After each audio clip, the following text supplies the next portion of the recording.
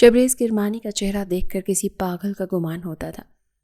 اس کی دماغی حالت پر انہیں شبہ ہوا تھا، جو ایسی صورتحال میں بھی کسی جن کی طرح مسکرا رہا تھا۔ شبریز کی آنکھوں میں ایک لمحے کو چمک ابھری اور اس نے اپنی اوٹ سے آرزو کو نکل کر سامنے کیا۔ آرزو کا بازو اس کی گرفت میں تھا، مگر گرفت سخت نہیں تھی، محافظانہ تھی۔ آپ کی اس بیٹی کی وجہ سے ہی سب کچھ ہو رہا ہے۔ اسے اگر آپ کے ساتھ بھیج دیا جائے تو پھر لڑائی کس بات کی؟ وہ ان کی سادگی پر قہقہے لگاتا رکا۔ آرزو نے سر اٹھا کر اسے دیکھا۔ وہ کچھ کہنا چاہتی تھی مگر الفاظ گم تھے۔ یہ سب اس کے لیے ہو رہا تھا یا شاید اس کے سبب ہو رہا تھا؟ ویسے کچھ سزا تو آپ کو ملنی ہی چاہیے، کیا خیال ہے؟ حبیب کو اغوا کر کے آپ نے یہ کھیل شروع تو کیا تھا، مگر انجام اب میری اپنی مرضی کا ہوگا۔ اس کا اختتام میں لکھوں گا۔ آپ اپنی بیٹی کو دیکھنے کے لیے ترس جائیں گے۔ میں جا رہا ہوں، روک سکتے ہیں تو روک لیں۔ وہ آرزو کی کلائی مزید سختی سے بھینچتا زہر خون لہجے میں بولا تو لغاری صاحب کے دل کو کچھ ہونے لگا۔ شبریز، تم کہیں نہیں جا سکتے۔ گلریز احمد کرمانی نے روکنا چاہا۔ میرے راستے میں جو بھی آئے گا میں اس پر گولی چلا دوں گا، چاہے وہ میرا سگا باپ ہی کیوں نہ ہو۔ وہ اس قدر بے درد تھا کہ وہ لمحے بھر کو بھونچ کر رہ گئے۔ آرزو نے احتجاج کیا، اپنی کلائی اس کی گرفت سے نکالنا چاہی، مگر وہ بڑی دیدہ دلیری سے اسے لے کر فرار ہو گیا۔ گلریز احمد کرمانی ہاتھ ملتے رہ گئے اور ملک اعظم لغاری بھی بے بسی کی انتہا پر کھڑے بیٹی کو خود سے دور جاتا دیکھتے رہے۔ اسے زبردستی گاڑی میں دھکیل کر ڈرائیونگ سیٹ پر سنبھال گیا۔ آرزو کی دل سوز چیخیں گونجنے لگی تھیں، مگر وہ بے حس بنا انہماک سے گاڑی ڈرائیو کرتا رہا۔ گاڑی شہر کی حدود پار کر چکی تھی۔ اس وقت جس سڑک پر فراٹیں بھرتی جا رہی تھی وہ بالکل سنسان تھی۔ دور دور تک نہ کوئی آدم تھا نہ آدمزاد۔ اندھیرا بھی جو جو بڑھتا جا رہا تھا، اسٹریٹ لائٹس پیچھے بھاگتی جا رہی تھی اور گاڑی کی رفتار اتنی تیز تھی جیسے شبریز کرمانی سڑک پر نہیں بلکہ اپنے ماضی سے بھاگ رہا ہو۔ آرزو کا رو رو کر برا حال ہو گیا تھا۔ آنسوؤں کی لمبی لکیریں اس کے سبھی گالوں پر نشان چھوڑ گئی تھی۔ چیخ چیخ کر گلا بیٹھ گیا تھا۔ اس کی فولادی بازو پر مکے مار مار کر وہ تھک چکی تھی، اسی لیے مزاحمت ترک کر کے سیٹ پر ٹیک لگا کر بیٹھ گئی، مگر آنکھوں میں بے یقینی اور نفرت کی آگ اب تک دہک رہی تھی۔ شبریز نے ایک نظر اس پر ڈالی۔ وہ پہلی بار مکمل خاموش تھی اور یہ خاموشی چیخوں سے زیادہ خطرناک تھی۔ رو لو جتنا رونا ہے، اس نے نسبتاً نرم لہجے میں کہا۔ آج کے بعد میں تمہیں رونے نہیں دوں گا۔ آرزو نے فوراً اس کی طرف دیکھا، آنکھیں سرخ اور چہرہ آنسوؤں سے تر تھا۔ کاٹ کھانے والا انداز۔ تم کون ہوتے ہو یہ فیصلہ کرنے والے کہ میں کب روں گی اور کب نہیں؟ وہی جو تمہیں اس جنگ سے نکال رہا ہے۔ شبریز کے ہونٹ ہلے، مگر اس بار وہ مسکراہٹ غائب تھی جو کب سے اس کے لبوں کا احاطہ کیے ہوئے تھی۔ تم نے ہی مجھے ان سب میں گھسیٹا ہے، تمہاری وجہ سے میں اس حالت میں ہوں۔ وہ پھر چیخی۔ اگر وہ اسے گھر سے نہ اٹھواتا تو یہ نوبت نہیں آنی تھی۔ شبریز کرمانی کی گرفت اسٹیئرنگ پر سخت ہو گئی، جبڑا بھینچ گیا۔ اگر تمہیں نہیں اٹھاتا تو تمہارا بھائی حدید یہ سب سہ رہا ہوتا، یہ شاید اب تک اللہ کو پیارا ہو گیا ہوتا۔ اس نے صاف گوئی سے کہا تو آرزو کے دل کو کچھ ہوا اور اس نے خوشمگی نگاہوں سے اسے گھورا۔ واقعی یہ کڑوا سچ تھا۔ اگر آرزو ملک کڈنیپ نہ ہوتی تو اس کی جگہ حدید جان سے جاتا۔ آرزو کے چہرے کا رنگ اڑا تھا۔ کیا مطلب؟ اس کے ہونٹ کپ کپ آئے۔ تم جھوٹ بول رہے ہو، تم بس خود کو صحیح ثابت کرنا چاہتے ہو۔ اس نے بات کی نفی کی۔ یہی سچ ہے۔ وہ ڈٹا رہا۔ تم لوگوں کی وجہ سے سدید بھائی بھی مر گئے تھے۔ اسے بڑا بھائی یاد آیا تو آنکھیں بھیگ گئیں۔ تم اسی سدید کی بات کر رہی ہو جس سے میرے تایا اور ان کے 2 بیٹوں کو موت کی آغوش میں پہنچایا تھا؟ اس کے سوال میں ایک گہرا راز چھپا تھا جو اسی پل آرزو پر آیا ہوا تو وہ دنگ رہ گئی۔ جھوٹ، تم لوگ کبھی مظلوم نہیں ہو سکتے۔ اس کی آواز جیسے کسی کھائی سے ابھری تھی۔ ہاں، مظلومیت تو صرف لغاری خاندان پر ختم ہے نا، بس تم لوگ ہی اس کا پرچم بلند کر سکتے ہو۔ وہ چڑھ گیا۔ سدید مرا تھا تو کرمانی خاندان میں بھی ایک ہی دن میں 3 لاشوں کو قبر میں اتارا تھا۔ ہم چاہتے تو اسی وقت سارے حساب بے باک کر دیتے، مگر ایسا نہیں ہوا۔ ہم نے تمہارے بھائی ہدایت کو زندہ رکھا، اس لیے اسے جنگ کا حصہ نہیں بنایا، اور اب تمہیں بھی بچا رہا ہوں اپنے باپ سے۔ آرزو کو اس کی بات پر یقین نہیں تھا، مگر پھر بھی اندر کہیں کھلبلی سی مچ گئی تھی۔ بہت سے سوال جنم لے رہے تھے اور وہ خود کو انہیں سوچنے سے باز نہیں رکھ پائی تھی۔ شبریز کرمانی یہ سب کہہ کر خاموش ہو گیا تھا۔ اس نے دوبارہ کوئی بات نہیں کی تھی۔ بقیہ سفر خاموشی سے طے ہوا تھا، اور اس گھمبیر خاموشی کے پیچھے کوئی بڑا طوفان چھپا تھا۔ حقیقی قیامت تو وہ فارم ہاؤس پہنچ کر اٹھانے والا تھا، جس سے آرزو تو کیا اس کے فرشتے بھی بے خبر تھے۔ تو مجھے یہاں کیوں لے کر آئے؟ مجھے پاپا کے پاس جانا ہے۔ وہ جب سے اس فارم ہاؤس پر آئی تھی بس ایک ہی رٹ لگائے ہوئے تھی۔ شبریز کرمانی جس وقت ٹی وی چلائے خشک میوہ جات سے لطف اندوز ہو رہا تھا، اس کی باتوں سے زچ ہو کر رہ گیا تھا۔ مسلسل 1 گھنٹے سے وہ یہی راگ الاپ رہی تھی۔ کسی معصوم بچے کی طرح اس نے سرد اور سپاٹ نگاہوں سے اسے گھورا اور پھر خشک میوہ جات کی پلیٹ اس کی جانب بڑھائی، ازراہ مروت، ورنہ اس وقت اسے 2-4 تھپڑ مارنے کا دل کر رہا تھا۔ ایک تو وہ اپنے دل سے بھی عاجز آیا ہوا تھا جو آرزو لغاری کے لیے فکر مند تھا۔ اسے اچھی طرح معلوم تھا کہ گلریز احمد کرمانی ہاتھ پر ہاتھ دھرے بیٹھے نہیں رہیں گے، وہ ضرور کچھ نہ کچھ کریں گے۔ اس کی اپنی خیر تھی، مگر آرزو کے سر پر اس وقت خطروں کی 2 دھاری تلوار لٹک رہی تھی۔ وہ اسے بچانا چاہتا تھا، اس کی حفاظت کرنا چاہتا تھا، مگر وہ تھی کہ کچھ سمجھ ہی نہیں پا رہی تھی۔ تمہیں یہاں کیا مسئلہ ہے؟ وہ دانت پیستے ہوئے بولا۔ حیرت ہے، خود چلتا پھرتا مسائل کا انبار مجھ سے مسئلہ پوچھ رہا ہے۔ وہ کچھ اس طرح بولی کہ شبریز کرمانی کے لب ہاں کی صورت میں کھلے۔ دیکھو، تم اس وقت یہاں بالکل محفوظ ہو، میں تمہیں صرف ان سب سے بچانے کی کوشش کر رہا ہوں، اور اگر تم نے زیادہ بکواس کی نا تو اٹھا کر باہر پھینک دوں گا۔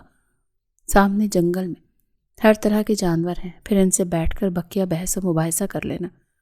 اب کی حیران ہونے کی باری آرزو کی تھی۔ تم واقعی بہت بدتمیز ہو، وہ کہہ کر مڑنے ہی لگی تھی کہ اس کا میٹر گھوم گیا اور اس نے فوراً ہی ہاتھ بڑھا کر اسے واپس کھینچا۔ کون سی بدتمیزی کی میں نے محترمہ؟ ذرا بیان کرنا پسند کریں گی؟ وہی آہنی گرفت، وہی دل جلا انداز۔ اس کی جان فنا ہو گئی۔ وہ اس وقت شبریز کرمانی جیسے سخت مزاج انسان کے پہلو میں ٹکی تھی، اور نرم اور نازک کلائی اس کے ہاتھ میں تھی۔ سانس رکنا کسے کہتے ہیں؟ کوئی اس لمحے آرزو لغاری سے پوچھتا۔ چھوڑو مجھے، کمزور احتجاج، لیکن سامنے والے پر اثر کہاں ہوا تھا۔ اس نے تو مزید زور سے اس کا ہاتھ بھینچ کر اسے قریب کر لیا تھا۔ اس کے دودھیا چہرے پر پرتپش نگاہیں جمائے وہ کافی سے زیادہ سنجیدہ تھا۔ تبھی نظروں کا زاویہ بدلتا وہ اس کی کلائی چھوڑے بنا ہی فون پر کسی کو ہدایت دینے لگا، اور جب اس نے قاضی اور گواہوں کی بات کی تو آرزو لغاری کے ہاتھ پاؤں ٹھنڈے ہو گئے تھے۔ میرا ہاتھ چھوڑو، وہ دھاڑی۔ تم شاید جانتی نہیں ہو کہ بدتمیزی کسے کہتے ہیں۔ اب تک تمہیں شرافت سے پیش آ رہا تھا، مگر خود تمہیں ہی عزت راست نہیں آئی۔ برفیلے لہجے میں کہتا وہ اس کی رگوں میں دوڑتے خون کو منجمد کر گیا۔ وہ جان گئی تھی کہ یقیناً کچھ غلط ہونے والا ہے۔ وہ چیخنا چاہتی تھی مگر آواز گلے میں ہی گھٹ گئی، اور پھر شبریز احمد کرمانی کو اس پر ترس نہیں آیا۔ اس نے مولوی اور 2-4 گواہان کی موجودگی میں اس سے زبردستی نکاح کر لیا تھا۔ آرزو کی ساری منتیں، ترلے اور آنسو رائیگاں گئے تھے۔ شبریز نے وہی کیا جو وہ کرنا چاہتا تھا۔ آرزو لغاری کو اس نے کرمانی خاندان کی بہو بنا دیا تھا۔ اب وہ 18 سالہ دوشیزہ اس کی بیوی تھی، مسز شبریز احمد کرمانی بن گئی تھی۔ وہ اور یہ صدمہ جاں گسل تھا۔ وہ نہا کر باہر نکلا تو بال سنوارتے ہوئے قداور آئینے میں اس لڑکی کا عکس دیکھا جو پچھلے 3 دن سے اسے اپنے دل میں دھڑکتی ہوئی محسوس ہوتی تھی، جسے کھو دینے کا ہی ڈر تھا جس نے شبریز سے نکاح کا فیصلہ کروا لیا تھا، ورنہ کہاں وہ کسی لڑکی پر فدا ہونے والا تھا۔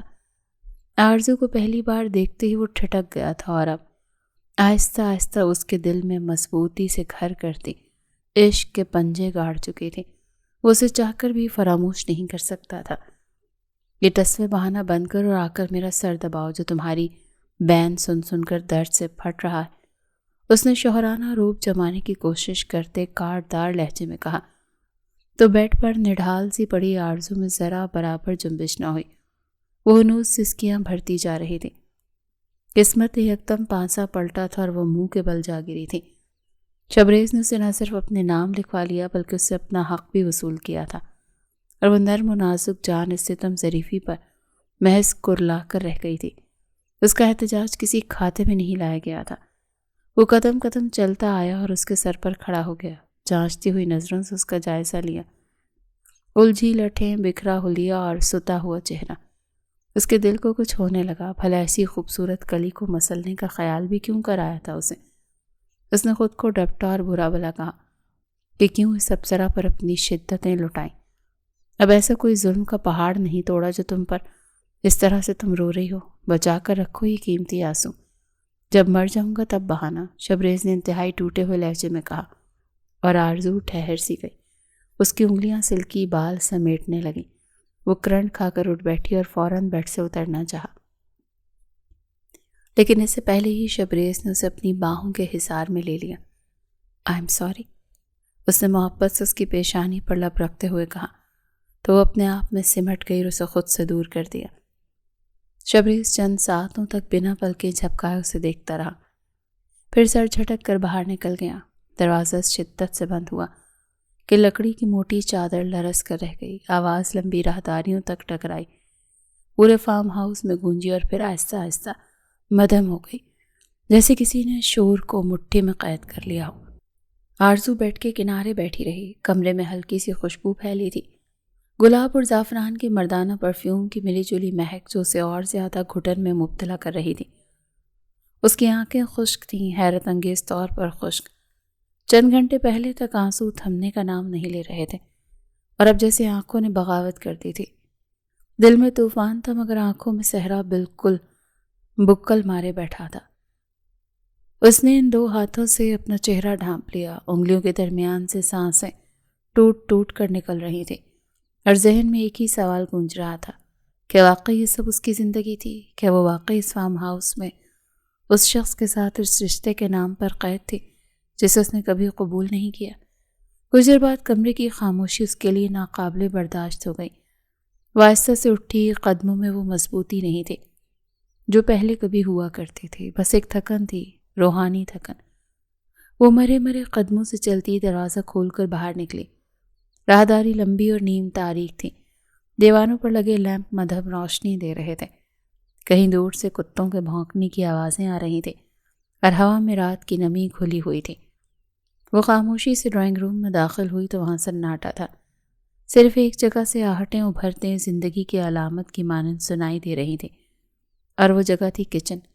برتنوں کی ہلکی سی آواز، تیل میں کچھ پکنے کی مدھم سی چٹخاہٹ، اور کسی کے آہستہ آہستہ چلنے کی چاپ۔ وہ چند لمحے وہیں کھڑی رہی، جیسے خود کو یقین دلا رہی ہو کہ کہاں موجود تھی، پھر قدم اٹھائے اور کچن کے دروازے پر پہنچ گئی۔ شبریز کرمانی چولہے کے سامنے کھڑا، آستینیں کونیوں تک چڑھی ہوئی تھی، ایک ہاتھ سے چمچ اور دوسرے سے پین کو سنبھالے وہ کچھ پکا رہا تھا۔ گیس کی نیلی لو اس کے چہرے کے خد و خال کو عجیب سا سخت اور نرم ملا جلا رنگ دے رہی تھی۔ اس کے کشادہ ماتھے پر ہلکی سی شکن تھی، جیسے وہ کسی پیچیدہ معاملے پر غور کر رہا ہو، حالانکہ وہ تو صرف کھانا بنا رہا تھا۔ آرزو کے لب بے اختیار ایک تلخ مسکراہٹ در آئی۔ وہ دروازے کے فریم سے ٹیک لگا کر کھڑی ہو گئی اور چند لمحے اسے دیکھتی رہی۔ شاید وہ چاہتی تھی کہ وہ مڑ کر اسے دیکھے، شاید وہ چاہتی تھی کہ وہ نظر انداز کرے، یا وہ خود بھی نہیں جانتی تھی کہ وہ کیا کریں۔ واہ، غنڈہ گردی کے ساتھ ساتھ کوکنگ بھی کرتے ہو، اس نے چوٹ کرتے ہوئے کہا تو شبریز نے مڑ کر اس کا چہرہ دیکھا جو سپاٹ تھا، لہٰذا وہ جواب دیے بنا چمچ ہلانے لگا۔ تم بھوکی تھی، نوکر سب چھٹی پر تھے اور کسی کو یہاں آنے نہیں دے سکتا تھا، تو سوچا خود ہی کچھ بنا لوں۔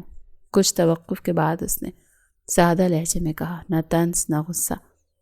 آرزو ہلکا سا ہنسی جو خالص تمسخر تھا۔ کیوں؟ اس نے ایک قدم اندر بڑھایا۔ ڈرتے ہو کہ کہیں سچ باہر نہ نکل جائے کہ تم نے ایک لڑکی کو اغوا کر کے اس سے نکاح کر لیا؟ چمچ پین سے بہت زور سے ٹکرایا مگر وہ اثر لیے بنا کھڑی رہی۔ صاف ظاہر تھا کہ اس کی بات نے اگلے کے اندر آگ لگا دی تھی۔ میں کسی کے باپ سے بھی نہیں ڈرتا۔ شبریز نے پلٹ کر دیکھا، اس کی آنکھوں میں ایک چمک سی ابھری، خطرناک اور سخت تنبیہی چمک۔ آرزو جانتی تھی کہ کسی سے مراد کون ہے، اور ہاں، سوچ سمجھ کر بولا کرو، اب تم میری بیوی ہو، وہ دھیرے مگر دباؤ بھرے لہجے میں بولا۔ آرزو کی آنکھیں ایک لمحے کو پھیلیں پھر سکڑ گئیں۔ میں تمہاری بیوی نہیں بلکہ ایک ضد ہوں جسے پورا کرنے کی خاطر تم یہ گندا کھیل کھیل رہے ہو۔ یاد رکھنا تم پچھتانے والے ہو، کیونکہ یہ سب کر کے کم از کم تم میری ہمدردی تو حاصل نہیں کر سکتے۔ اس نے بغیر جھجک کے کہا۔ کچن کی فضا جیسے منجمد ہو گئی، چولہے کی لو جل رہی تھی مگر ہوا میں گویا سردی پھیل گئی تھی۔ شبریز چند لمحے اسے دیکھتا رہا، پھر اس نے گیس بند کی، چمچ سائڈ پر رکھا اور پوری طرح اس کی طرف مڑا۔ دونوں کی نظریں ٹکرائیں۔ وہ تصادم محض دو آنکھوں کا نہیں، دو اناؤں کا تھا، دو زخموں کا۔ تو کیا تمہاری محبت حاصل کر سکتا ہوں؟ سوال ایسا تھا کہ آرزو کے چہرے پر خون دوڑ گیا۔ وہ لمحوں میں سرخ پڑ گئی۔ بتاؤ نا۔ اسے خاموش پا کر وہ ضدی ہوا۔ کیا میں تمہاری محبت حاصل کر سکتا ہوں؟ وہ قریب ہوا اور اس سے پہلے کہ آرزو اس کے سحر انگیز شخصیت سے بوجھل ہوتی، وہ یکدم اٹل انداز میں بولی، نہیں۔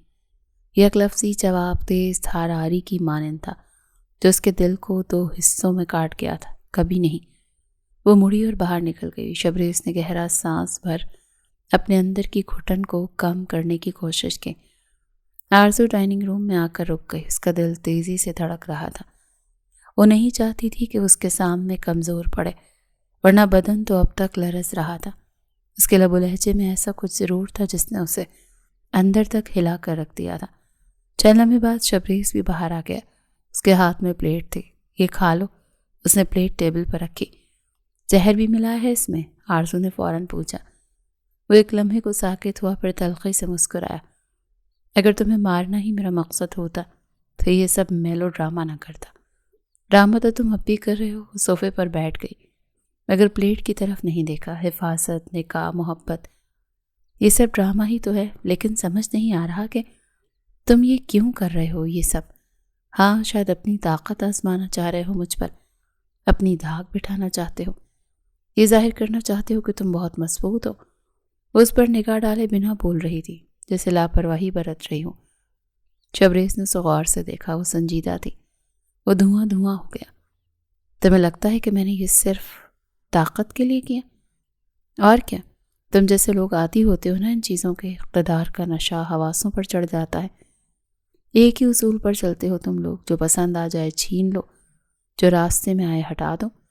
وہ بے بسی کی ساری حدود پار کرتی اس کی روح کو گھائل کر رہی تھی۔ میں نے تمہاری جان بچائی ہے آرزو۔ اس کے سامنے آ کر کھڑا ہوا، ٹوٹا بکھرا سا۔ میری مرضی کے خلاف؟ یہ کیسی حفاظت ہے جس میں میری خواہش کی کوئی حیثیت نہیں؟ وہ آج اسے آئینہ دکھاتی برہنہ کرنے کے در پہ تھی۔ وہ خاموش رہ گیا۔ شاید پہلی بار اسے لفظ چننے میں مشکل پیش آ رہی تھی۔ میں تم سے محبت کرتا ہوں، وہ جیسے چیخا۔ یک طرفہ محبت جس کی اہمیت میری نظر میں صفر ہے۔ حقارت حد سے سوا تھی۔ وہ کٹ کر رہ گیا، پھر اس نے نظر جھکائی اور جانے کو پلٹا۔ کھانا کھا لو، ٹھنڈا ہو جائے گا۔ جاتے ہوئے اس نے ایک آخری جملہ پر مشکل ادا کیا۔ محبت کی لاش کاندھوں پر اٹھائے وہ آپ دیدہ تھا، لہٰذا آگے بڑھ گیا۔ چند لمحے بعد آرزو نے پلٹ کر اس کی طرف دیکھا۔ بھوک واقعی لگی تھی مگر انا شاید اس سے بڑھ کر تھی۔ تبھی اس نے کھانے کو نظر انداز کرتے ہوئے ٹی وی آن کر لیا۔ وہ بہت شوق اور چنچل لڑکی تھی، لیکن جب سے شبریز کرمانی نے اس سے نکاح کی، اس کی معصومیت سے کھیلا تھا، تب سے وہ بہت خاموش اور چڑچڑی اور سرکش ہو گئی تھی۔ وہ اب اس کے بہلاووں میں آنے والی نہیں تھی۔ اس کی سوچ بدل گئی تھی۔ اپنے قریبی رشتوں کے پاس نہ ہونے کا غم ہر احساس پر بھاری تھا۔ اسے جلد از جلد شبریز سے جان چھڑوا کر یہاں سے نکلنا تھا۔ گلریز احمد کرمانی اپنے کمرے میں ریوالونگ چیئر پر بیٹھے جھول رہے تھے۔ کمرے کی مدھم زرد روشنی ان کے چہرے پر پڑ رہی تھی۔ کن پٹی کی رگیں پھول اور پچک رہی تھی۔ وہ اس قدر غصے میں تھے کہ اگر کوئی سامنے آتا تو وہ اس کا سر پھاڑ دیتے۔ شبریز کرمانی کی حرکت نے ان کا چین اور سکون غارت کر دیا تھا۔ ان کی ساکھ، ان کی طاقت سب کو چیلنج کیا تھا۔ ان کے پہلو میں اسود منہ لٹکائے کھڑا تھا۔ پیشانی پر پسینے کے چند باریک لکیریں پھوٹ رہی تھیں۔ وہ چونکہ شبریز کا ملازم تھا، اسی لیے سب سے زیادہ وہ اس پر برسے تھے اور محض دو ہی سوال کیے تھے۔ پہلا یہ کہ کب شبریز اس چھٹانگ بھر کی لڑکی کی محبت میں پور پور ڈوبا تھا، اور دوسرا یہ کہ انہیں اس بات سے بے خبر کیوں رکھا گیا۔ بیچارہ اسفند تو کچھ جانتا ہی نہیں تھا۔ اس کی زبان تو تالو سے چمٹ گئی تھی۔ لہٰذا وہ چپ چاپ ان کی گرجدار آواز پر سر جھکائے کھڑا رہا، اور اب بھی یہاں سے جانے کی ہمت نہیں کی تھی کہ کہیں ان کی بندوق کی گولی اس کا سینہ ہی نہ چیر دے۔ سامنے دیوار پر بڑے بڑے نقشے، ہتھیاروں کی الماریاں اور ایک فریم میں لگی پرانی تصویر تھی جس میں گلریز احمد کرمانی، حبیب اور شبریز ایک ساتھ کھڑے مسکرا رہے تھے، مگر آج وقت نے ان تینوں کو ایک ایسے مقام پر لا کھڑا کیا تھا کہ وہ ایک دوسرے کے خون کے پیاسے ہو گئے تھے۔ انہوں نے تصویر کو بغور دیکھا اور پھر اچانک میز سے پیپر ویٹ اٹھایا اور تصویر پر دے مارا۔ وہ سیدھا شبریز کے سینے کے مقام پر لگا۔ شیشے کا فریم ٹوٹ کر چکنا چور ہو گیا اور ذرات نیچے گر کر بکھر گئے۔ اسون بے اختیار اپنی جگہ سے اچھل پڑا تھا۔ وہ اٹھے اور قدم قدم چلتے تصویر کے پاس آئے، پھر فریم کے ٹوٹے حصے کو اپنی انگلی سے محسوس کرنے لگے۔ شبریز کرمانی کا چہرہ ان کی انگلی کی پور کے نیچے تھا۔ انگلی پر ہلکی سی خراش آئی اور ایک خون کی لکیر ابھری۔ کمرے کی فضا منجمد ہو گئی۔ اسون کا حلق خشک ہو گیا۔ گلریز احمد کرمانی اپنے دشمنوں کو معاف نہیں کرتا۔ شبریز نے میری طاقت کو للکارا ہے، مجھ سے دشمنی مول لی ہے، اب اسے سزا ملے گی۔ انہوں نے سرد آواز میں کہا، خون بغاوت کرے تو زخم بہت گہرا لگتا ہے، وہ بھی اندر تک زخمی تھے۔ مجھے شبریز چاہیے اسون، وہ بھی زندہ اور وہ لڑکی مردہ۔ انہوں نے حکم سنایا تو پاس کھڑے اسون کی آنکھیں خوف سے پھیل گئیں، مگر پھر بھی اس نے تابعداری سے سر ہلایا۔ وہ یقیناً ایسا ہی کرنے والا تھا، حالانکہ یہ قیامت تک ممکن نہیں تھا، اور یہ بات سب جانتے تھے۔ پھر بھی اس وقت ان کے مزاج کے خلاف بول کر اس نے اپنی جان نہیں گنوانی تھی، اسی لیے بس اسبات میں سر ہلا دیا تھا۔ رات کافی گزر چکی تھی، مگر لغاری ہاؤس کی لائبریری میں ابھی بھی روشنی چل رہی تھی۔ بھاری لکڑی کی میز پر کھلی فائلیں، بجھا ہوا سگار اور چائے کے ٹھنڈے کپ پڑے تھے۔ فضا میں بے چینیاں گھلی ہوئی تھیں۔ گھڑی کی ٹک ٹک غیر معمولی طور پر صاف سنائی دے رہی تھی، جیسے ہر گزرتا لمحہ ایک تانا ہو۔ ملک اعظم لغاری کرسی پر بیٹھے تھے، ہاتھوں کی انگلیاں آپس میں پیوست کیے، پیشانی پر گہری شکنیں سجائے۔ ان کے سامنے حدید کھڑا تھا، آنکھوں میں تیش اور تشنگی کا مرکب لیے، اور انسپکٹر فواز سنجیدگی سے نظریں لغاری صاحب پر جمائے ہوئے تھے، جبکہ الفت صوفے کے کنارے پر بیٹھی مسلسل موبائل اسکرین پر کارٹونز دیکھ رہی تھی۔ کوئی خبر؟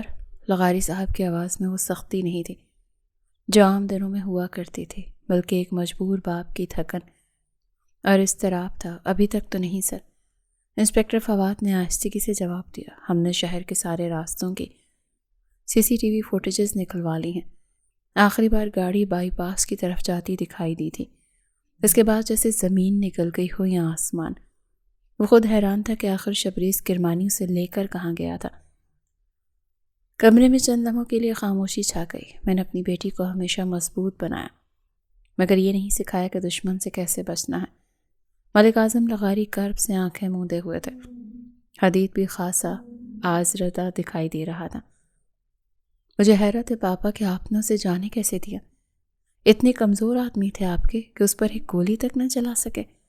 حدید کے صبر کا پیمانہ لبریز ہوا تو اس نے برہم ہونے میں دیر نہ لگائی۔ معذرت سر، لیکن یہ آپ کی اپنی غلطیوں کا نتیجہ ہے۔ اگر حبیب والے معاملے کو اتنا نہ بڑھایا ہوتا تو شاید آج حالات مختلف ہوتے۔ انسپکٹر فواد نے ڈرتے ڈرتے کہا، مبادا یہ بات ان کی طبیعت پر گراں نہ گزرے۔ تاہم وہ خاموش رہے۔ انہیں اپنی غلطی کا احساس تھا، سوچا تھا کہ میں سب سنبھال لوں گا، مگر میں تو اپنی بیٹی کو ہی نہ سنبھال سکا۔ تھکن سے بھرپور جملہ، آپ کی دشمنی کی وجہ سے پہلے بھی سدید بھائی جان سے جا چکے ہیں، اور اب آرزو، کب تک اپنی اولاد کو اس فضول دشمنی کی بھینٹ چڑھاتے رہیں گے آپ؟ وہ جیسے پھٹ پڑا۔ سدید کی موت آج تک ان سب کی زندگیوں میں خلا پیدا کیے ہوئے تھی، اور اب آرزو کی جدائی وہ کس طرح سے برداشت کر پائیں گے؟ میری آرزو نہ جانے اس وقت کہاں ہوگی۔ ان کی آواز بھرا گئی، جیسے اپنی غلطی کا احساس دیر سے ہی صحیح مگر ہو گیا تھا۔ آپ فکر نہ کریں سر، ہم اسے جلدی ڈھونڈ لیں گے۔ انسپکٹر فواد پر یقین بولے، بے شک اس لڑکے کی تکہ بوٹی کر ڈالو، مگر میری بیٹی کو کچھ نہیں ہونا چاہیے۔ وہ عزم سے مضبوط لہجے میں گویا ہوئے تو اس نے سر ہلایا۔ Okay sir. وہ حکم کی تعمیل کرنے کو باہر نکل گیا۔ اگلی صبح کا اجالا فارم ہاؤس کے وسیع کھڑکیوں سے یوں اندر اترا جیسے کسی نے زبردستی رات کا سیاہ پردے کو چاک کر دیا ہو۔ ہلکی سنہری دھوپ لان کی گھاس پر بکھری ہوئی تھی، جس پر اوس کے قطرے موتیوں کی طرح چمک رہے تھے، مگر اس روشنی میں بھی ایک اجنبیت تھی، ایک ایسا سکون جو سکون نہیں لینے دیتا تھا، بلکہ یہ احساس دلاتا تھا کہ یہاں کی ہر چیز کی نگرانی ہوئی۔ آرزو بہت دیر جاگی، کل کی رات اس نے آنکھوں میں کاٹی تھی، نیند تو کوسوں دور رہی تھی۔ پوری رات وہ کروٹیں بدلتی رہی، کبھی چھت کو گھورتی رہی، کبھی کھڑکی کے پاس پھیلے ہوئے اندھیرے کو، اور کبھی اپنے ہاتھوں کو دیکھتی جن کی لکیریں الجھی ہوئی تھیں۔ شبریز کرمانی اب دوسرے کمرے میں سوتا تھا، اس لیے وہ یہاں اکیلی ہوتی تھی، پھر بھی آنکھوں میں نیند کا شائبہ تک نہیں ہوتا تھا۔ فجر سے ذرا پہلے اس کی آنکھ لگ گئی تھی، اور اب جب وہ اٹھی تو پلکیں چپکا چپکا کر حیرت سے ارد گرد کا جائزہ لینے لگے۔ قسمت آج بھی نہیں بدلی تھی، وہ اب بھی شبریز کرمانی کی قید میں تھی۔ صبح کی روشنی نے کمرے میں موجود ہر چیز کو واضح کر دیا تھا، مگر اس کے اندر کی دھند کم نہ ہوئی تھی۔ وہ بیڈ سے اٹھی اور ننگے پاؤں ٹھنڈے ٹھار فرش پر رکھے تو کچھ سکون ملا۔ پھر آئینے کے سامنے جا کر رکی تو اسے اپنا ہی عکس اجنبی لگا، آنکھوں کے نیچے گہرے حلقے، چہرے پر غیر معمولی سنجیدگی اور لبوں پر خشکی کی طے۔ میں اب یہاں نہیں رہوں گی، اس نے دھیرے سے خود کلامی کرتے ہوئے دو ٹوک فیصلہ کیا۔ یہ فیصلہ ہرگز بھی جذباتی نہیں تھا، بلکہ رات بھر کی سوچ بچار کے بعد کیا گیا عزم تھا۔ اس نے جلدی سے دوپٹہ سنبھالا، دروازہ کھولا اور راہداری میں نکل آئی۔ فارم ہاؤس گہرے سناٹوں کی زد میں تھا، نہ کوئی ذی نفس، نہ زندگی کی کوئی رمق، ہر شے جیسے ساکت تھی۔ وہ تیز قدموں سے سیڑھیاں اتری، ہر قدم کے ساتھ دل کی دھڑکن بھی تیز ہو رہی تھی، مگر چہرے پر کوئی ہچکچاہٹ نہیں تھی۔ شبریز احمد کرمانی کے دور دور تک کوئی آثار نظر نہیں آتے تھے، یعنی اس کی غیر موجودگی نعمت کے سوا اور کچھ نہیں تھی۔ ڈرائنگ روم سے گزر کر وہ سیدھی مین گیٹ کی سمت بڑھ گئی۔ باہر لان میں ہلکی ہلکی ہوا چل رہی تھی، درختوں کی شاخیں آہستہ آہستہ ہل رہی تھیں جیسے آپس میں سرگوشیاں کر رہی ہوں۔ اونچا، مضبوط اور سیاہ لوہے کا بنا ہوا مین گیٹ سامنے تھا۔ وہ تیزی سے اس کی طرف بڑھی، دروازہ بند تھا، جبکہ دو مسلح گارڈ وہاں ناک کی مانند کنڈلی مارے بیٹھے تھے، ان کے کاندھوں پر بھاری بندوقیں ٹنگی تھیں۔ آرزو کے قدم یکجن بے جان ہو گئے، سارا جوش و خروش ہوا ہو گیا۔ پھر بھی ہمت مجتمع کر کے اس نے حکم دیا، دروازہ کھولو۔ اس کی آواز میں لرزش نہیں تھی، بلکہ یقین تھا کہ اس کا حکم ٹالا نہیں جائے گا، اور واقعتاً یہ یقین کا تاج محل بہت جلد زمیں بوس ہونے والا تھا۔ گارڈز اٹھ کر کھڑے ہوئے اور معنی خیزی سے ایک دوسرے کو دیکھا۔ چند لمحوں بعد ایک نے زبان کھولی، میڈم، ہمیں اس کی اجازت نہیں ہے۔ جواب معلوم تھا، پھر بھی سوال کر لیا، تمہیں کس کی اجازت درکار ہے؟ باس کی۔ اور کس کی؟ دوسرا بولا، دیکھو مجھے باہر جانا ہے، میں ابھی واپس جاؤں گی، پلیز کچھ دیر کے لیے جانے دو۔ وہ منتوں پر اتر آئی۔ کسے بیوقوف بنا رہی ہو میڈم؟ ہم اتنے پاگل نہیں ہیں کہ آپ کو جانے دیں۔ دونوں ہنس کر بولے تو آرزو کا دل ڈوب گیا، امید کی آخری کرن بھی جیسے بجھ گئی تھی۔ وہ آہستہ سے پلٹی اور برف ہو گئی۔ پیچھے چند قدم کے فاصلے پر شبریز کھڑا تھا، ہاتھ باندھے، آنکھوں میں وہی مخصوص چمک لیے، وہ اسے ہی دیکھ رہا تھا۔ اس خاموشی سے بھرپور موجودگی پر آرزو کی جان فنا ہو گئی۔ وہ کترا کر اس کے پہلو سے نکل جانا چاہتی تھی، مگر اس کی راہ میں وہ حائل ہو گیا۔ پرتپش نظریں اس کے لٹھے کی مانند سفید چہرے پر پڑ رہی تھی۔ کہاں جا رہی تھی؟ اس نے اسپاٹ لہجے میں پوچھا۔ وہ خاموش رہی۔ کچھ پوچھا ہے میں نے؟ وہ اس پر جھکتا غرایا تو وہ بدک گئی۔ میں اس پنجرے میں نہیں رہ سکتی، مجھے اپنے گھر جانا ہے۔ پھر تمام خوف کو پرے جھٹک کر اس نے بہادری کا چوغا اوڑھ لیا۔ یہی اب تمہارا گھر ہے۔ شادی کے بعد لڑکیاں اپنے شوہر کے گھر میں رہتی ہیں، کیا اتنا بھی نہیں پتا؟ طنز کا تیر سیدھا دل میں اترا۔ میں تمہیں اپنا شوہر نہیں مانتی، تم غنڈے ہو، میں تمہارے خلاف کیس کروں گی۔ وہ آج کچھ زیادہ ہی مضبوط لگ رہی تھی۔ میرے پاس نکاح نامہ موجود ہے اور اس پر تمہارے دستخط بھی ہیں۔ باقی تم یہ ثابت نہیں کر سکتی کہ میں غنڈا ہوں، کیونکہ شبریز احمد کرمانی کوئی ثبوت نہیں چھوڑتا۔ کیس تو دور کی بات ہے، تم میرے خلاف ایک FIR درج نہیں کروا سکتی۔ اسے چیلنج کرتا وہ نڈر تھا، اسے ہرانا، شکست دینا اتنا آسان نہیں تھا، اور یہ بات آرزو کے پلے اب پڑ رہی تھی۔ اس نے نفرت سے منہ پھیر لیا۔ شبریز کے چہرے کی سختی ذرا گہری ہو گئی۔ تم سمجھ کیوں نہیں رہی ہو کہ باہر خطرہ ہے؟ اس کی آواز اب پہلے سے قدرے بھاری تھی۔ اور اندر کون سا سکون ہے؟ جس شخص نے میرا سب کچھ چھین لیا اس کے ساتھ رہنا بھی خطرہ ہے۔ دم گھٹتا ہے تمہارے اس فارم ہاؤس میں میرا۔ وہ بھی چڑھ دوڑی تھی۔ شبریز کرمانی کی بولتی بند ہو گئی۔ ایک دم ہی گویا وہ اس بحث سے بیزار ہو گیا تھا۔ تم جانا چاہتی ہو؟ جاؤ، میں تمہیں نہیں روکوں گا۔ وہ جیسے فیصلہ لیتا بولا۔ آرزو کو یقین نہ ہوا، اسے اپنی سماعتوں پر شبہ ہوا۔ جاؤں؟ وہ ناگواری سے گویا ہوا۔ جنید، گیٹ کھول دو، یہ جہاں جانا چاہتی ہیں اسے جانے دو۔ گارڈز یک حیران ہوئے کہ اچانک کیسا حکم صادر ہوا۔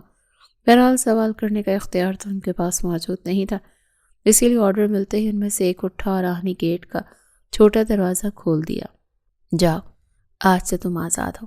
وہ رخ پھیرتا اپنے دل پر پاؤں رکھ کر اسے اجازت دے گیا تھا۔ تمہیں کوئی نہیں روکے گا۔ اس کی آنکھوں میں ہلکی سی نمی ابھری۔ وہ اسے خود سے دور جانے نہیں دینا چاہتا تھا، مگر اس کی ضد اور ہٹ درمی نے یہ قدم اٹھانے پر مجبور کر دیا تھا۔ آرزو نے ایک نظر اسے دیکھا اور پھر قدم دروازے کی جانب بڑھائے، اور اس سے پہلے کہ وہ کھلے دروازے سے باہر نکلتے چند ہٹے کٹے آدمی اندر داخل ہوئے اور انہوں نے دھڑا دھڑ فائر کھول دیے۔ شبریز احمد کرمانی کے سینے میں 3 گولیاں پیوست ہوئیں اور خون کے فوارے پھوٹ پڑے۔ اس کے چہرے پر تکلیف تھی، اور یہ تکلیف گولیوں کی نہیں تھی بلکہ آرزو کے بچھڑنے کی تھی۔ شبریز، وہ چیخی۔ پتہ نہیں کیوں مگر وہ اس کی تکلیف برداشت نہیں کر پائی تھی۔ وہ بھاگ کر اسے پکڑنا چاہتی تھی مگر ان آدمیوں نے اسے دبوچ لیا، اور ان کے پیچھے آتے ہی حدید اور انسپکٹر فواد نے اس کے سر پر ہاتھ رکھا، مگر وہ چیختی جا رہی تھی۔ شبریز لڑکھڑایا اور زمین بوس ہو گیا۔ گارڈز نے بھی اندھا دھند فائرنگ کی اور 2 آدمیوں کو ہلاک کر ڈالا۔ حدید نے آرزو کا سر اپنے سینے سے لگایا مگر وہ اسے دھکا دے کر شبریز کی جانب بڑھی۔ پاگل ہو گئی آرزو؟ اس شخص کے لیے رو رہی ہو جس نے تمہاری زندگی حساب بنا دی؟ اس نے گھرکا اور بازو سے پکڑ کر کھینچا۔ وہ اس کے ساتھ گھسٹتی چلی گئی۔ شبریز کرمانی زمین پر گہرا ساکت آنکھوں کے ساتھ آرزو کو خود سے دور جاتا دیکھتا رہا، اور پھر اس نے پلکیں موند لی۔ شاید زندگی یہیں تک تھی۔ آج ہی گلریز احمد کرمانی کے آدمی بھی یہاں پہنچے تھے، مگر شبریز کو اس حالت میں دیکھ کر بوکھلا گئے۔ اسون نے دوسرے بندوں کو ملا کر فوراً سے پیشتر اسے اسپتال پہنچایا۔ شبریز کی حالت کافی سیریس تھی، وہ کسی بھی وقت زندگی کی بازی ہار سکتا تھا۔ سانسیں ٹوٹ ٹوٹ کر چل رہی تھیں، دل کی دھڑکن رک رک کر سنائی دے رہی تھی۔ ڈاکٹرز کا عملہ اسے مسلسل گھیرے ہوئے تھا۔ ایمرجنسی میں نرسز کی دوڑیں لگی ہوئی تھیں۔ گلریز احمد کرمانی سرخ آنکھوں کے ساتھ ایک طرف سر جھکائے رنجیدہ سے کھڑے تھے۔ بے شک نافرمان تھا مگر تھا تو ان کا بیٹا، ان کے جگر کا ٹکڑا۔ وہ کب چاہتے تھے کہ وہ اس حال کو پہنچے۔ شبریز احمد کرمانی ان کا سپوت، ان کا غرور تھا جو محض آنکھ کی جنبش سے بڑے بڑے کام انجام دے دیتا تھا۔ 10 بیٹے ہو جاتے تو ان میں سے ایک بھی شبریز کرمانی جیسا نہیں ہو سکتا تھا۔ وہ اپنے نام کا ایک ہی تھا، نایاب اور قیمتی، اس جیسا کوئی دوسرا نہیں تھا۔ بس آرزو والے معاملے میں اس نے آنکھیں ماتھے پر رکھ لی تھی۔ وہ لڑکی اس کی محبت تھی مگر اب انہوں نے طے کر لیا تھا کہ وہ لغاری ہاؤس کی اینٹ سے اینٹ بجا دیں گے۔ وہ اپنے بیٹے کا بدلہ لیں گے، وہ دشمن کو زندہ نہیں چھوڑیں گے۔ آج ان کی آنکھوں میں خون اترا ہوا تھا۔ ڈاکٹر، شبریز کیسا ہے؟ ایک ڈاکٹر ICU سے باہر آئے تو انہوں نے بے چینی سے استفسار کیا۔ آپ دعا کیجیے، انہیں دعاؤں کی بہت ضرورت ہے۔ وہ پروفیشنل انداز میں بولا تو ان کو پتنگے لگ گئے۔ خبردار اگر میرے بیٹے کو کچھ ہوا تو تمہارے ہسپتال کو صفائے ہستی سے مٹا دوں گا۔ میرا نام گلریز احمد کرمانی ہے۔ میں جو کہتا ہوں وہ ہو کر رہتا ہے۔ وہ اس وقت اپنے حواسوں میں نہیں تھے، اسی لیے آل فال بکے جا رہے تھے۔ بیچارے ڈاکٹر کی قسمت بری تھی کہ وہ اس وقت باہر نکل آیا تھا۔ وہ اڑے ہوئے رنگ کے ساتھ ان کے تیور ملاحظہ کرتا خائف تھا۔ آئی ایم سوری، ہم اپنی پوری کوشش کر رہے ہیں۔ ڈاکٹر نے اپنا لہجہ ہموار رکھتے ہوئے مصالحت سے کام لیا تھا تاکہ بات زیادہ نہ بڑھے اور بدمزگی پیدا نہ ہو۔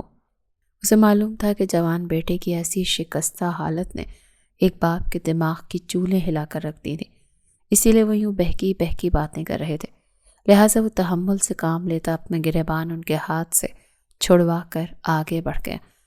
وہ کتنی آسانی سے کہہ دیا کرتی تھی کہ اسے اپنے گھر جانا ہے، شبریز کے ساتھ نہیں رہنا، اور اب جب کہ وہ لغاری ہاؤس واپس آ گئی تھی تو بدن کا ایک ایک عضو وہیں چھوڑ آئی تھی۔ شبریز کرمانی کے فارم ہاؤس پر دل، دماغ، روح اور آنکھیں سب وہیں رہ گئی تھیں۔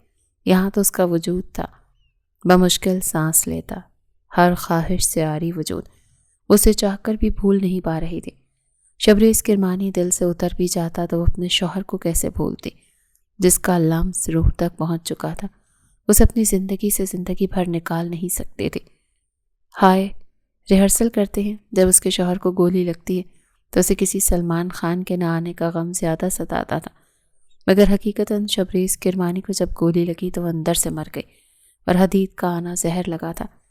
شبریز، اسے ہمیشہ خطرہ ہے، میں تمہیں بچا رہا ہوں کہہ کر ٹال دیتا تھا، اور وقتاً ایسا تھا کہ اس کی جان بچانے کی خاطر اپنے باپ سے لڑ گیا تھا، لیکن آرزو نے یہ تو سوچا بھی نہیں تھا کہ اگر گلریز احمد کرمانی سے پہلے ملک اعظم لغاری کے آدمی وہاں پہنچ گئے تو کیا ہونے والا تھا۔ کاش وہ اسے بچا سکتے۔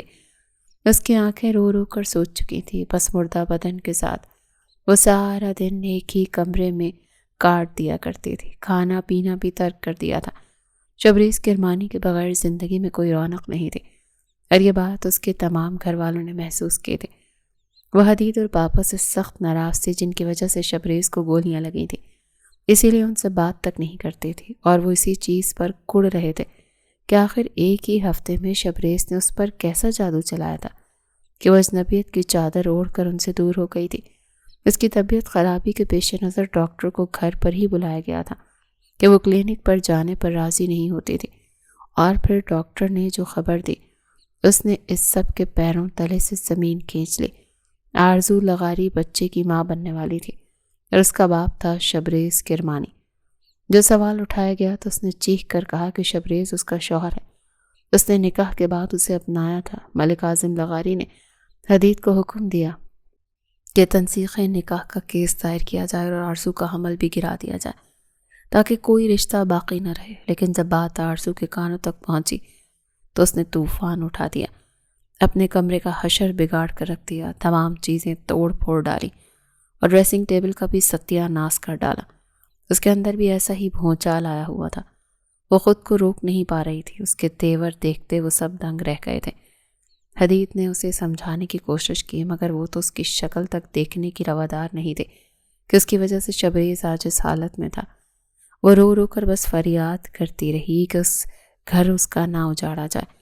شبریز ایک بہت ہی اچھا اور مثالی مرد تھا جو اس کی محبت میں پاگل تھا، اور اس پاگل کو کھونا نہیں چاہتے تھے۔ وہ اس سے عشق کرتی تھی، اور ایسے شخص کو اپنے ہاتھوں سے تیاگ دینے کا حوصلہ نہیں تھا اس میں۔ جگر کٹتا تھا، روح گھائل ہوتی تھی۔ بعض لوگوں پر جدائی عذاب بن کر اترتی ہے، اور آرزو لغاری انہی لوگوں میں سے تھی۔ ہجر نے اس کے اندر قیامت اٹھا دی، اور وہ چاہ کر بھی اپنے اندر امڑتے طوفانوں کو دبا نہیں پا رہی تھی۔ تھکا کر سب نے اسے اس حال پر چھوڑ دیا تھا۔ ملک اعظم لغاری بھی بے بس نظر آتے تھے۔ پہلی بار کرمانی ہاؤس والوں نے انہیں اس طرح کمزور کیا تھا کہ ان کے آگے کھائی کھودی اور پیچھے آگ لگا دی۔ وہ جاتے بھی تو کہاں۔ آرزو کی حالت ناقابل برداشت تھی۔ تبھی لغاری صاحب نے چپکے سے شبریز کے متعلق معلوم کروایا تو پتہ چلا کہ وہ پچھلے 3 دن سے ICU میں تھا، اور ڈاکٹرز اس کے متعلق کوئی رائے قائم کرنے سے انکاری تھے۔ ان کے دل سے بے ساختہ دعا نکلی کہ وہ مر جائے تاکہ ان کی جان چھوٹ جائے، مگر اگلے ہی لمحے آرزو کی کوکھ میں پلتے بچے کا خیال آتے وہ لرز گئے۔ آخر اس معصوم کا کیا قصور تھا، اور پھر وہ اس معاشرے میں ایک بن بیاہی بیٹی کو اس روپ میں کیسے برداشت کر سکتے تھے؟ لوگ تو ان کا جینا حرام کر کے رکھتے تھے، ان کے لیے سر اٹھا کر چلنا مشکل ہو جاتا، اور پھر ممکن تھا کہ گلریز احمد کرمانی کوئی اور شوشہ چھوڑ کر انہیں بدنام کرنے میں کوئی کسر نہ اٹھا رکھتا۔ وہ شدت سے ہر پہلو پر غور کرتے، انتہائی پریشان تھے۔ فرار کی راہیں مسدود ہو چکی تھیں، سوائے حقیقت کی آنکھوں میں آنکھیں ڈالنے کے اور کوئی چارہ نہیں تھا۔ پورے 6 دن بعد بالآخر اسے ہوش آ ہی گیا تھا۔ نہ جانے آرزو کی دعائیں تھیں یا آنسو جنہوں نے اسے موت کے بے رحم پنجوں سے چھڑوا ہی لیا تھا۔ اس کی آنکھیں کھلیں تو گلریز احمد کرمانی کی جان میں جان آئی، اور انہوں نے کلمہ شکر پڑھ کر بیٹے کی پیشانی چوم لی۔ اولاد غلط بھی ہو تو جان سے پیاری ہوتی ہے، اور یہ بات انہیں آج سمجھ آئی تھی۔ شبریز احمد کرمانی نے ہوش میں آنے کے بعد ایک لفظ بھی منہ سے نہیں نکالا تھا۔ کرمانی صاحب نے سمجھا کہ شاید اسے صدمہ ہوا تھا، کیونکہ زندگی میں پہلی بار اسے اتنی گولیاں لگی تھیں۔ چند دن بعد وہ ڈسچارج ہو کر واپس آیا تو گھر میں جشن کا سا سما تھا۔ اس کے بھائی اور ماں نے بڑا اہتمام کیا تھا، مگر اس کے لیے تو گویا کوئی بھی چیز دلچسپ نہیں ہو سکتی تھی۔ آرزو لغاری کا نہ ہونا ہر خوشی سے بڑا غم تھا۔ وہ لب بھینچے چپ چاپ سب گھر والوں کو ہنستا بولتا دیکھتا رہا۔ وہ ہر سوال کے جواب میں محض ہوں ہاں کر رہا تھا، اور یہ چیز کرمانی صاحب کے لیے تکلیف دہ تھی۔ شبریز، تم اتنے خاموش کیوں ہو گئے ہو؟ انہوں نے تنہائی میں اس سے استفسار کیا تو پٹیوں میں جکڑے وجود نے کوئی جنبش نہ کی۔ میں جینا نہیں چاہتا تھا پاپا، اس نے صفائی سے کہا تو ان کا دل دہل گیا۔ اللہ نہ کرے کہ تمہیں کچھ ہو، کیسی منحوس باتیں کرتے ہو، پتہ ہے نا ہم سب کتنے پریشان ہو گئے تھے۔ نیند، چین، سکون سب اڑ گیا تھا، صرف تمہاری فکر تھی۔ انہوں نے اس کا ہاتھ تھام لیا۔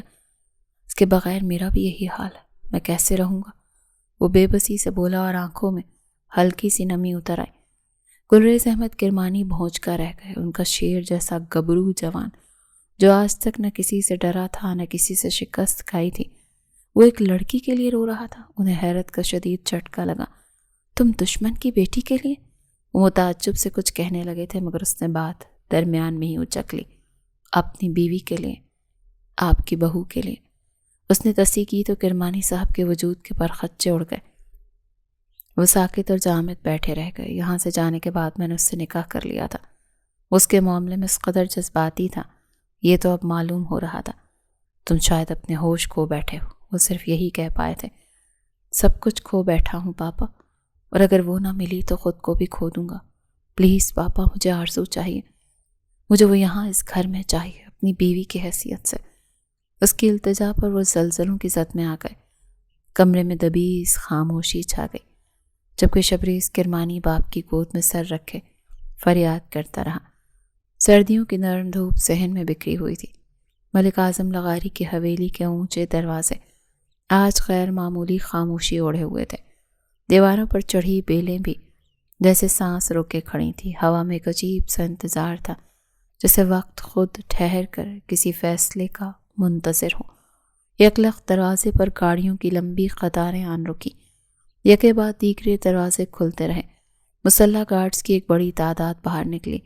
سیاہ شیشوں والی گاڑی کے دروازے سے جب گلریز احمد کرمانی پورے کروفر سے اترے تو ان سب نے بے اختیار نظریں جھکا لیں۔ وہی روپ، وہی وجاہت جو ان کے چہرے کا خاصا تھا، مگر آج ان کے قدموں سے انا کے بجائے ایک فریاد لپٹی ہوئی تھی، شبریز کرمانی کی فریاد۔ اور وہ بیٹے کی خاطر تمام انائیں دفن کرتے، یہاں صرف آرزو کے لیے آئے تھے، اسے اپنے بیٹے کے لیے مانگنے۔ گارڈز انہیں دیکھ کر بوکھلا گئے تھے۔ پھر دیکھتے ہی دیکھتے تمام ملازمین کو یہ خبر پہنچ گئی کہ دروازے پر گلریز احمد کرمانی آئے تھے۔ ملک اعظم لغاری اپنے کمرے میں بیٹھے سگار کا کش لیتے، ہونٹوں سے بے رنگ دھواں فضا میں چھوڑ رہے تھے۔ ان کے چہرے پر وہی فکر تھی جو کچھ دنوں سے نقوش پر حاوی تھی، اور وہ تھی آرزو لغاری کے پیٹ میں پلتے بچی کی فکر، اپنی جگہ سائی کی فکر، ذلت اور رسوائی کی فکر، جسے وہ سگار کے دھوئیں میں غائب کرنے کی کوشش میں غلطاں تھے۔ ملک صاحب، ایک گارڈ اس طرف آیا اور دروازے پر دستک دے کر پکارنے لگا۔ وہ خیالوں سے باہر نکلے۔ کرمانی صاحب آپ سے ملنے آئے ہیں۔ وہ یکدم چونکے۔ کمرے میں لمحے بھر کے لیے سناٹا چھا گیا۔ ملک اعظم لغاری نے سگار میز پر رکھا اور تنبیہانہ نظریں دروازے پر کھڑے گارڈ پر جما دی۔ ان کے چہرے پر برسوں کی دشمنی کی سخت لکیریں یک لخت ابری تھیں، مگر پتلیوں میں آرزو کی تکلیف کا عکس بھی صاف دکھائی دیتا تھا۔ گمبھیر لہجے میں حکم دیا تو گارڈ سر ہلا کر چلا گیا۔ انہیں ڈرائنگ روم میں بٹھاؤ، میں آ رہا ہوں۔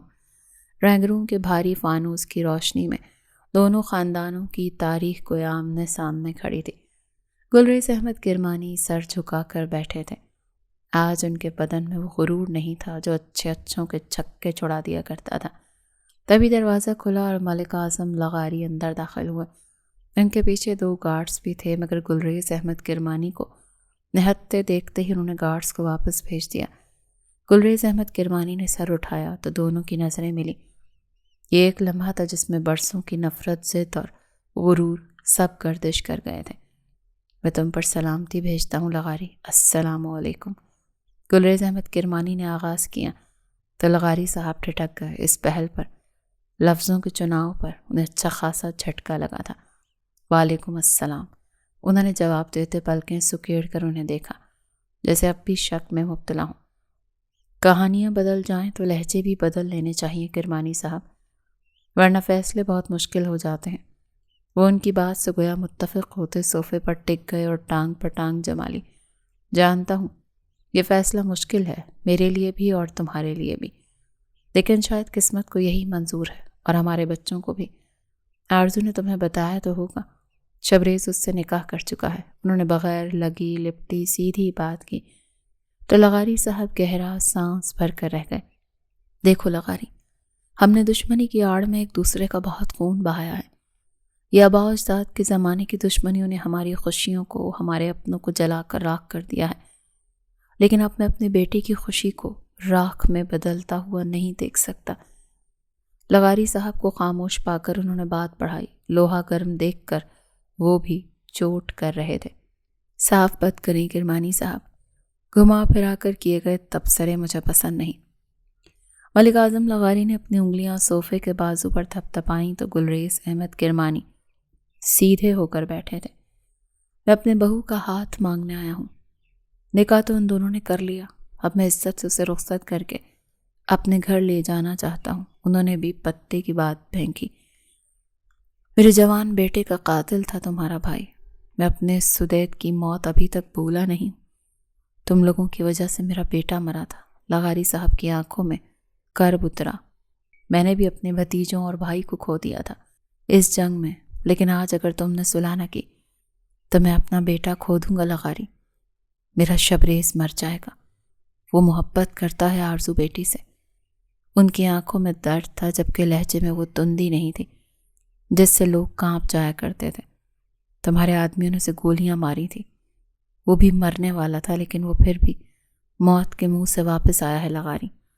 اور ہوش میں آتے ہی اس نے صرف ایک نام پکارا، اور وہ نام تمہاری بیٹی کا تھا، آرزو لغاری کا۔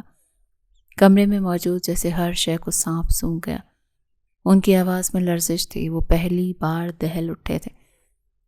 آرزو میری لاڈلی بیٹی ہے کرمانی، میری عزت ہے وہ، میں اسے وہاں بیاہوں گا جہاں اسے سر آنکھوں پر رکھا جائے۔ ملک اعظم لغاری کی آنکھوں میں نمی ابھری، مگر آواز مضبوط تھی۔